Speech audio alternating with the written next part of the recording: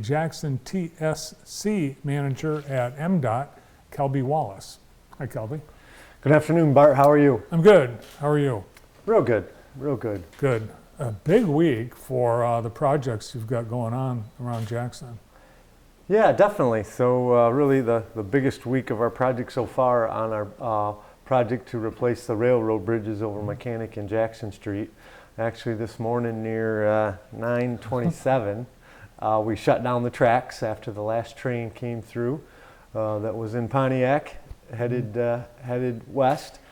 Shut down the tracks, and our contractor, as we speak, is tearing out the two old bridges, tearing out the railroad track, and I'll be working towards building in and replacing that with the new bridges over a 5-day period scheduled to end around Monday morning. Wow. So you're lifting out the old and plopping in the new. At a very high level, Yeah. yes. Lots of pieces and parts in between now and Monday morning, but that's really the basics of what we're doing. But a lot of little parts to make sure that it is put in precisely level and built to last 70 years, and all the pieces and parts put together all have to come together in about 5 days. So there'll probably be work going out there, perhaps 24 hours a day, at least for the first couple days. And we're thankful the weather forecast is reasonable. You know, maybe a little bit of chance of rain towards Friday-ish, but shouldn't be a washout. So yeah, there's a picture. It's they're in full force out there at both bridges right now. Yeah, so this is live. This is the Mechanic Street Bridge. And before the show, you were telling me the replacement span is actually, you can see it at the top of the shot. That's what's going down. So I'm saying, yep, at that top left of the screen there, behind that crane, it looks like they've got a tarp over it to kind of protect it from sun and or any quick rainstorms. It's a steel bridge deck that they have basically self-propelled, motorized transport units that they put either 4 or 6 of them underneath that thing, and a guy drives it like a little remote control, and they will move it from that area and kind of line it up and then put it right into place and then lower it down into the correct elevation onto the new support units that that the contractor's already built. If you can see the bridge there that they're working on, we've got brand new concrete on both sides of that bridge, and right now they're cutting out that old metal, the old steel beams that's in there, and they'll be putting in the new steel beams over the weekend. Wow. The train normally runs between Detroit or Pontiac and Chicago.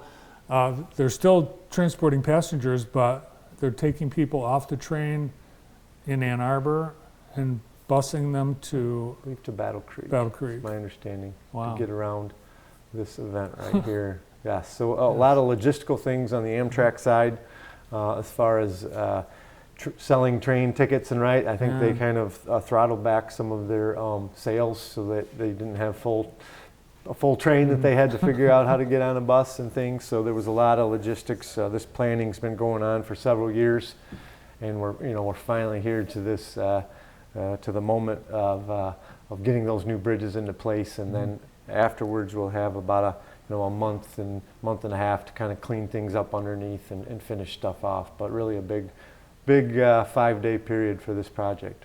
Awesome. Well, the old bridge on Mechanic Street, it will live on in an art installation. There's members of the community that have secured the bridge from you guys, and there's a saying that's been spray painted on one side: "An army of one, and led by an army of sheep," or what? It's a famous saying. I don't even know what it is. Do you know? Lambs, sheep. You're close. Yeah. I saw it too on I think on the Mechanic Bridge, right? Right. Yep. So that's going to be prettied up and preserved, and will be permanently installed in the Christoph's parking lot. Coming soon. Yeah. All right. Speaking of bridges, we've got another bridge that's now been reopened. Yes. So I stay on the south side of town. That's 127 down near McDivitt, near the Clay Lawns area down there. We've been had a bridge project that's been going on for quite a while, and just prior to the race, we ended up opening that fully to 2 lanes in each direction. Right now we've got a little bit of work going on underneath to finish painting some of the bridge beams and doing the final repairs and stuff. So that work is really winding down.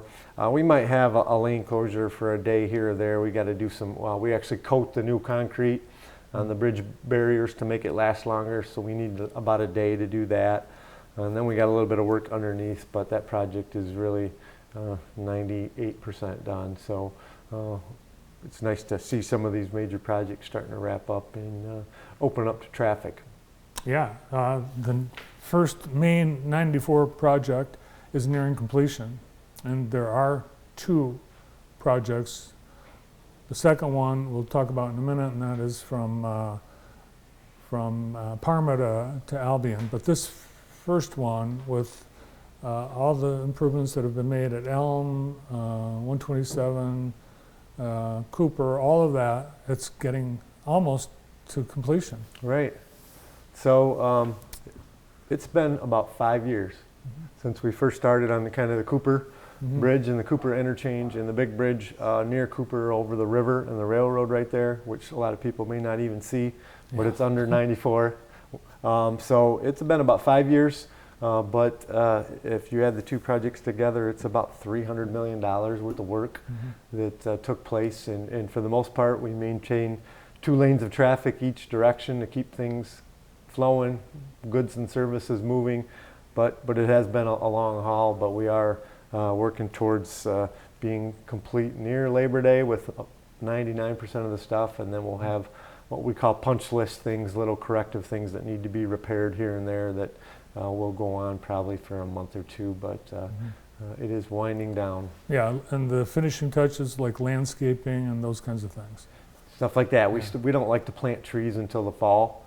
You plant them this time of year, you could run into a 30-day drought spell, and you plant a tree and it dies. Sure. So we kind of have restrictions on when we allow stuff to be planted. We want that more later into the fall, so it's getting some, moisture prior to the winter and get established well. And you put it in the summer, it could run into some real dry weather. All right, and the 94 project West Jackson County, that one, there's a lot. We've got 2 entrance exit ramps closed for rebuilding right now. Yes. And a lot of paving going on. You brought a clip.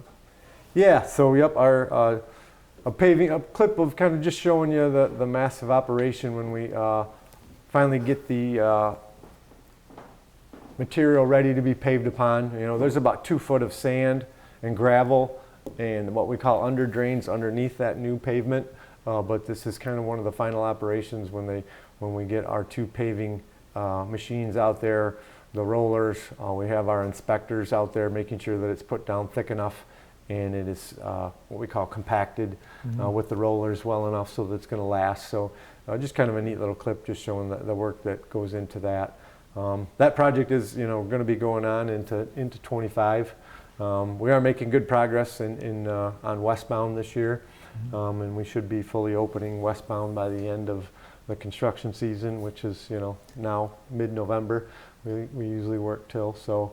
But the Deering Road exit ramp from westbound 94 to Deering Road opened up today, but we did close down the entrance ramp to westbound 94 from Deering and the exit ramp from westbound to Michigan Avenue. Those are shorter closures. They're about 2-week closures so that we can make the transition from the new pavement to the ramp smooth and safe. Yeah, and they're not in the state where they're completely being rebuilt at this point. Because I think you're reopening them for the weekend. Yes. Right? Yes.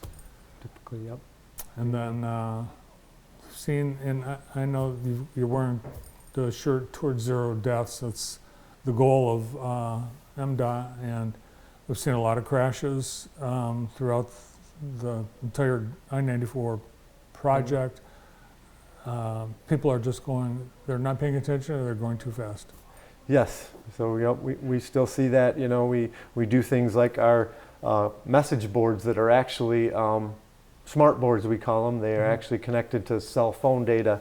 So if there's a traffic stoppage ahead, those messages will change. And instead of saying caution slowed traffic, it will say caution stop traffic 1 mile ahead. We're trying to give those motorists that warning Yeah. So slow down, be ready to slow down, but people really need to pay attention to the roadway signs and, you know, not pay attention to other things in their vehicle and really focus on that road when you're in a work zone. And all over Michigan, it is work zones everywhere. So I think people do get a little fatigued of work zones and just kind of used to them. But I think it's just something that we really need to always remember to refocus yourself when you get into that work zone. Yeah, and the 94 project through Parma and Sandstone, that has been complicated because JC Dot is doing work north and south of 94. So there are detours. People are finding it does maybe take a little longer to get around, but it's a few more minutes. Yes. Nope, absolutely. That's what we always like to say, right? It'll be nice when it's done. Absolutely. All right, well, we appreciate all the updates. All right. Good to be here. Thanks for coming in. Stay safe to you and your crew and contractors. From MDOT, Kelby Wallace.